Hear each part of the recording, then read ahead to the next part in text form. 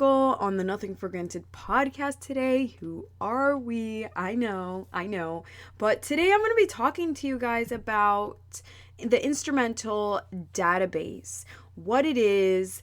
I've been using it for 1 year, so I wanted to share my thoughts and my experience. Today's episode is going to be really resourceful for you if you are going to be pursuing grants research out on your own, and maybe you are considering subscribing to this monthly or yearly database. Maybe you are still on the fence and you're not sure if you're going to really gain the most value out of it. Whatever the case is, I just wanted to share with you my thoughts on this program, and hopefully it will help you make a definitive decision. Let's go ahead and get right into it.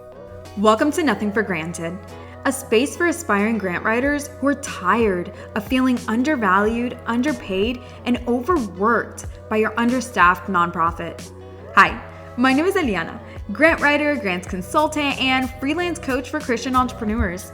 I live for long-distance cycling rides, iced chai lattes, and outdoor adventures with my 4 little beasts.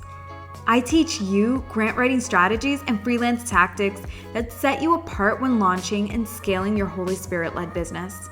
I too was paralyzed by those questions. So paralyzed, in fact, that I launched my business twice, thinking maybe I should take another training because, underqualification. Well, 5 certifications on my wall later. But what if I told you that with a little basic knowledge and next to no experience, you too could launch a successful and sustainable freelance grant consulting business while pursuing that degree, raising littles, and maybe getting a tan on the beach? Permission granted to stop feeling guilty over leaving behind that organization that has you stagnant, and to confidently and boldly step into the most elevated version of who you were created to be. You're here for encouragement, accountability, and a slight tough love kick in the butt. No goals, just standards. Lace up your combat boots, tighten up that ponytail. Girl, it's time to get to work.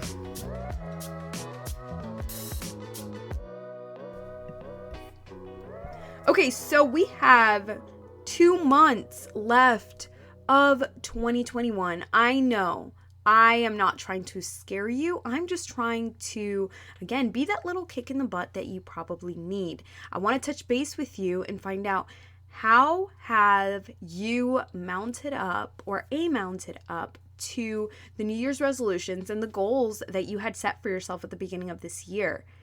Have you accomplished them?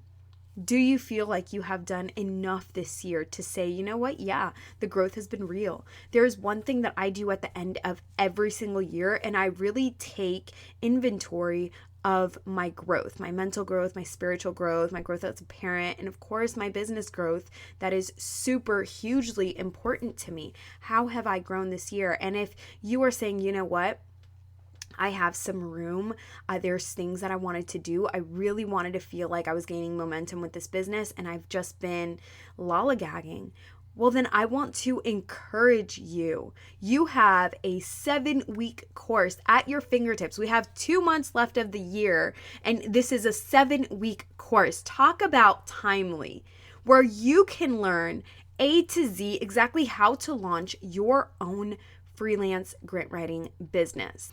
I want you to visit me at the Grant Writing Business Blueprint. It is my 7-week signature course. It is going to teach you, how do you price yourself? What information should you have as a part of your contract, your offboarding packet when the contract is over? What are the red flags you need to look out for, and how do you navigate those conversations? I'm going to talk to you about how to manage your time and the tools and the resources that I personally use as a mom of 4, full-time college student, and business owner. Guys, if I can figure it out, so can you. This course is gold, and all you have to do is visit me at bit.ly/grant writing business blueprint. You can get started ASAP. I give you a workbook to make sure that you're actually implementing the things that we talk about. You have a dedicated Facebook groups page where you have direct access to me so that you can get your questions answered. I have my eyes all over your homework. You have just 100% direct linkage to me throughout this course and beyond so that I can support you as you grow. Again, the link is bit.ly/grant writing business blueprint. It's going to be in the show notes. Without further ado, let's talk about Instrumentl. So Instrumentl is it's a grants research database, okay? What it does is it's supposed to save you time by providing you an entire results list of grants that you are eligible for based off of the criterias or the filters that you have set in. Honestly, the course right now, the database right now, I think it's set at roughly 160 is what I'm going to round it to. And they have all sorts of stipulations. You have, I think, up to five projects that you can be working at on a given time. They have a couple of different, stipulations. This is really a database that was created for professional grant writers.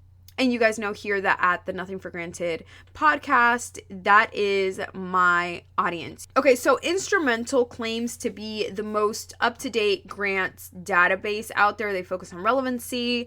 They're supposed to be really easy to use, only showing active and open opportunities, as well as, giving you the ability to create an entire tracker, which is basically just a matrix, which tells you or gives you the opportunity to add on tags of where you're at. So are you researching? Are you in progress? Have you applied? Did it get denied? Have you abandoned it?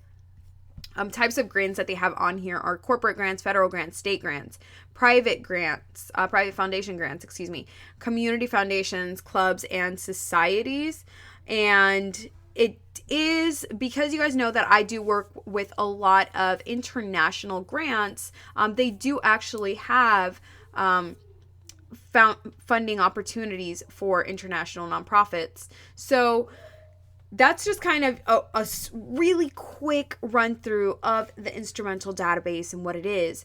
But I want to talk to you about why this is not my only source. So I guess before I get into it, let me tell you, I do really like the database. It is super easy to use. It does cut down on a lot of time, especially because a lot of these foundation pages already have the 990 attached to them, and it shows you, how much they have grown or diminished their past funding. So in terms of research, it's super helpful.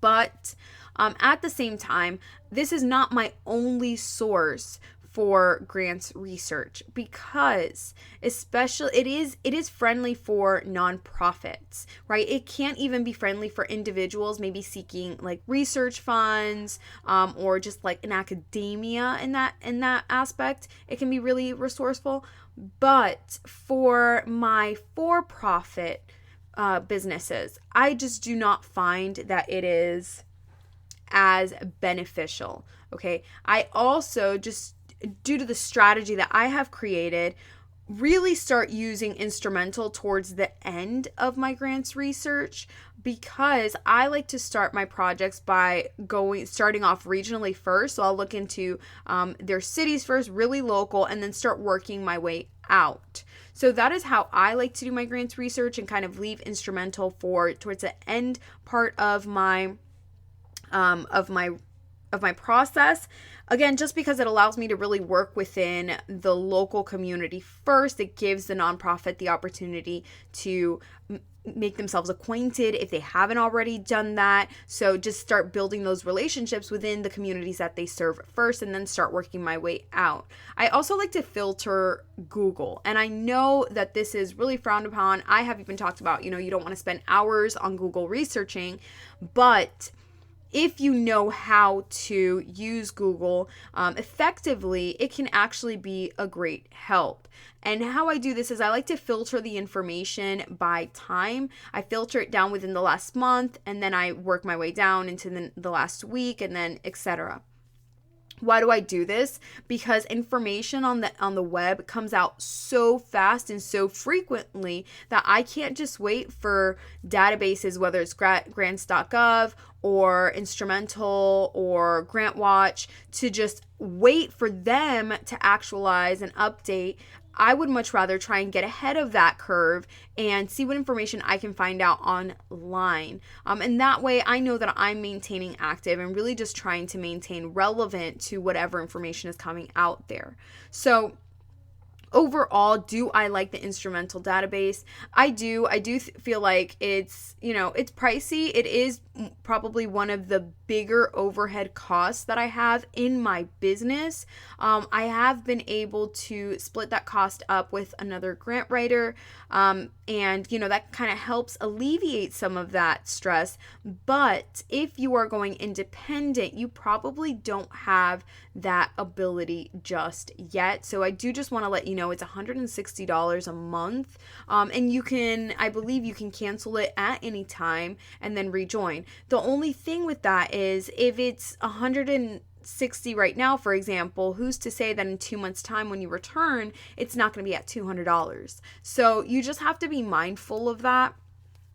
Another benefit that I've seen they have is now they're doing like webinars and tutorials and just seminars with speakers, things like that. So again, another benefit that you guys can take advantage of, especially as you start to build your business. I have not attended any of the webinars or anything like that. Honestly, I just don't have the time to do that. And between the wedding being 3 months away and everything else, I really just want to prioritize my time where it counts. Now, that's not where I'm putting my time. I do also just want to take a second to talk to you about alternatives. If you don't have the $160 or whatever it is for this monthly subscription, guys, do not be discouraged. Instrumentl is just the new buzz. You know what I mean? I do think that other databases will continue to roll out. As we know, everything does. There's going to be a more evolved either version of this or a more evolved program that will come out. But for now, this is just the new and shiny thing. And so I want to just remind you that this is not a necessity, right? All of this information that's on this database, it's just on there. The purpose of this database is just for your convenience, right? It's supposed to cut off a lot of that individual research time that can be tedious, but it is not, quote unquote, a necessity for you to have. You can use other databases. There's free databases out there that you can use. Of course, like I mentioned, you can use that Google strategy. Does it take a little bit more time? Yes, of course it does. But if you want the latest information, this is the way that I have been able to secure that. You can, again, take that strategy, start local and work by the region within the community and start working right out. Funding, regardless, as you guys know, is all based off relationships. So the stronger and the earlier you can start building those relationships between your organization and the community, the better it's going to be for you. So I hope today's episode was helpful for you. I hope it helped you really make that decision as to whether or not you are going to be committing to whether or not you're going to be committing to this database. If you have any other additional questions, go ahead and write me on Instagram or join the Facebook page at bit.ly/freelance grant writing. I will link, of course, all of the contact information for me down below. Visionary, I will catch you on Friday, and I hope that you have a wonderful rest of your day. Before you go, don't forget to rate, review, and share this podcast with a friend that needs to hear it. See you in next week's episode.